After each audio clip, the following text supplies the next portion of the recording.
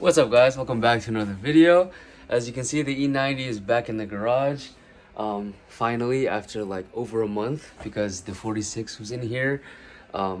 Unfortunately broken, but not anymore. In today's video, we are going to be doing a whole bunch of stuff. Sorry, I just had a brain fart. But anyways, as you can see here, we got an FCP Euro box. I'm going to be replacing both map sensors on the intake manifold side and the charge pipe, as well as the throttle body itself, because I've been getting throttle body codes and I don't know why, but it might have just went out. But besides that, later on in the video, I am going to be going to somebody I met through Alif. He and his father have a lot of experience on N54s, and the reason I'm going to them is because I am finally getting my downpipes installed.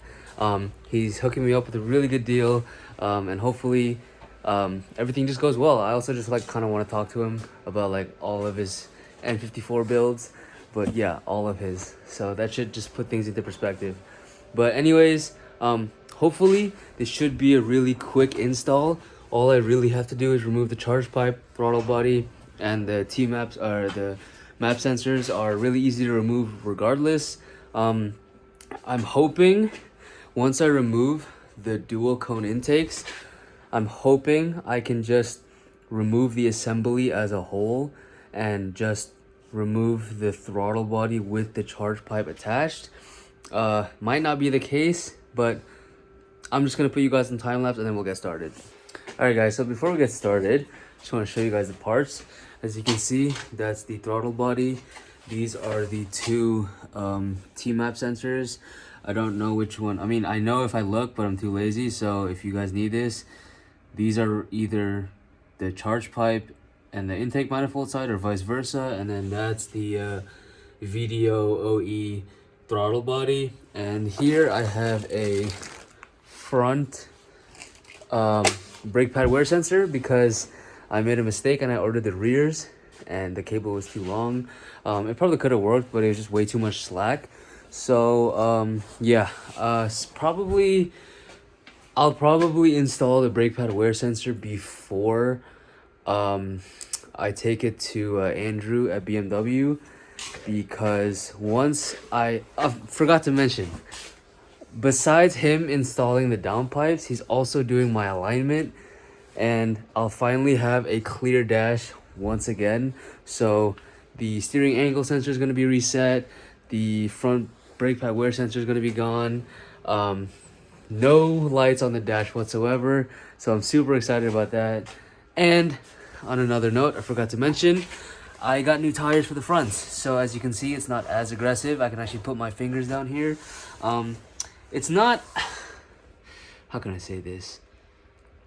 I definitely like it while driving because there's no more rubbing, but it's not as aggressive as it used to be.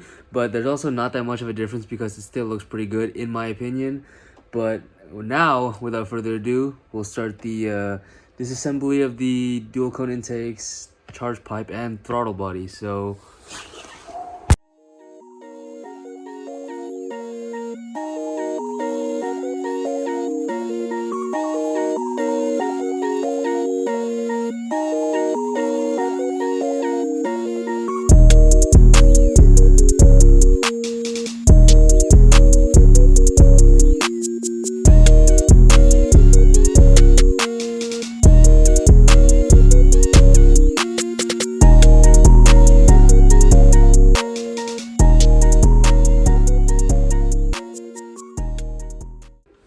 alright guys, so kind of forgot I was recording.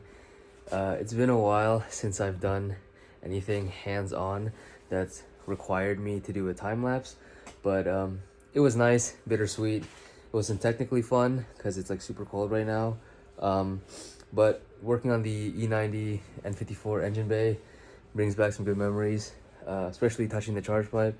But anyways, I finished the whole install.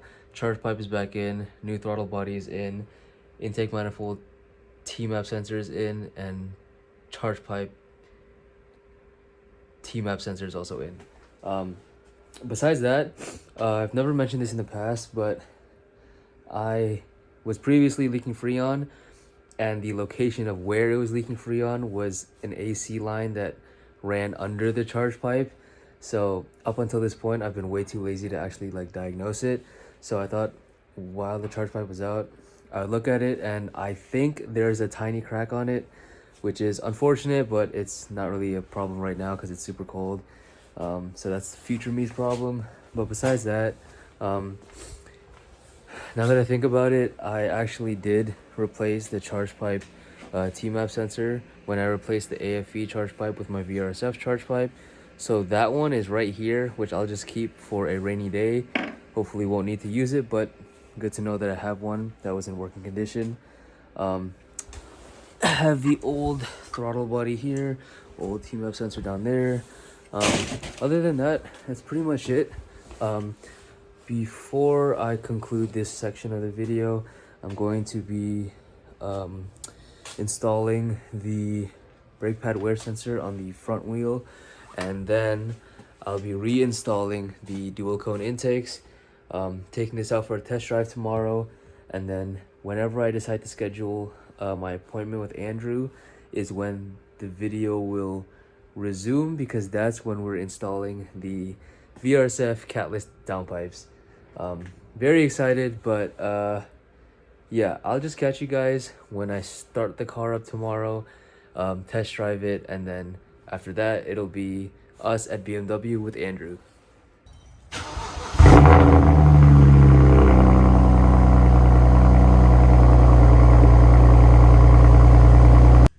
Alright guys, so it has been approximately 2-ish months, give or take, since you guys saw that last clip. No, we did not go to Andrew to get the downpipes installed or get an alignment, and you guys will understand why in the next video. I don't want to get too much into it. A lot's happened, so I didn't know this was going to be a separate video, but I ended up recording one anyway, which will all be explained in the next video. But for starters, the throttle body replacement went well. All I had to do after the install was, reset the adaptations, and then the lack of power where once you accelerate, it just has no power, was no longer an issue. But since then, we've ran into a few things, but that's life. So I will get into that in the next video, but if all works out, by the end of the next video, the E90 should be operating as normal. And I'm sorry for like all this like hinting and secrecy, but just bear with me. I'm really just trying to stay consistent with the content. Unfortunately, I recorded 2 videos. I'm not gonna bundle them up now, so it is what it is. So anyways, with the E90, as you guys can see, the left headlight is out.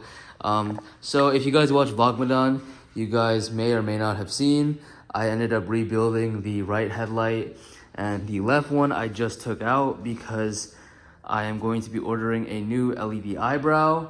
Once that comes in, I'm going to be disassembling the left headlight. It's currently just sitting in my trunk.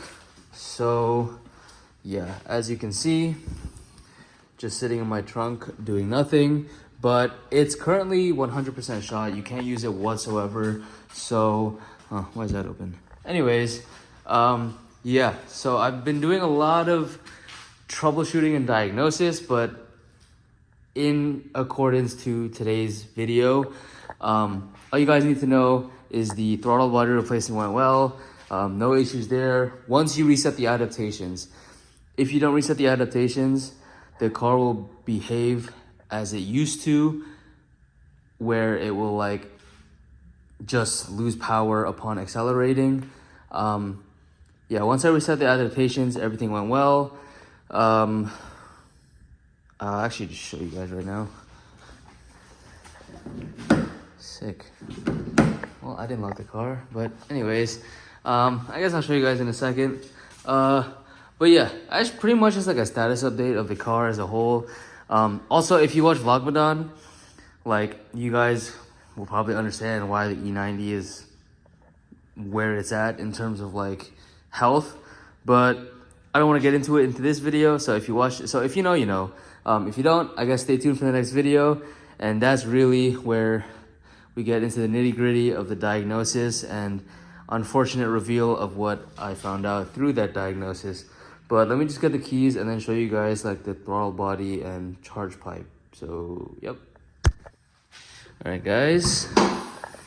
Nothing much to it. As you can see, throttle body is in place, charge pipe connected to it, all the electrical connections are connected to it. I'm pretty sure I replaced the T-map sensors. I am sure I replaced them. I just don't remember if they're like the OEM ones, the 2.5, or if they're the 3 T-map sensors.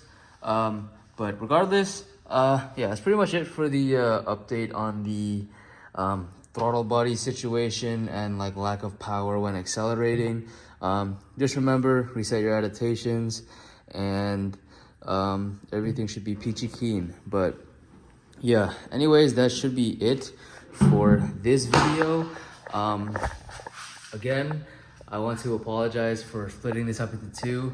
It just, the way I did things, they were supposed to be 2 separate videos. You'll understand more in the next video, but yeah, just stay tuned for the next episode. Next episode will come either next week or the week after. It just depends on whether or not I want to stagger this with E39 content. But we'll see what I do. So yeah, without further ado, don't forget, nothing's impossible. I'll catch you guys in the next one. Peace out.